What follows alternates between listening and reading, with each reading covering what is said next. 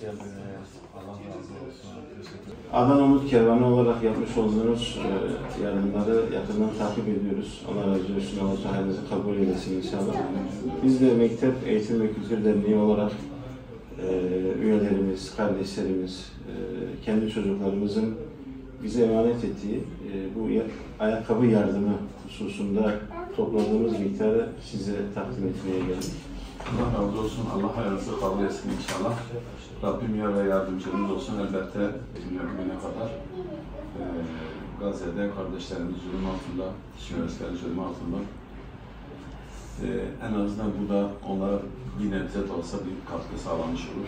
Bundan önce de biz Kervan olarak bayağı bir toplaşan yardımda bulunacağız inşallah yaklaşık 600-700 yapabildi. Herhalde 200 kişi de sizden gelmiş. Evet. İnşallah Adana olarak bu kısa zamanda bildiğim bir tane ayakkabı toplayalım. Evet, Allah razı olsun. Mekteplerdeki kardeşlerimizden gerçekten 256 tane ayakkabı getirdiler.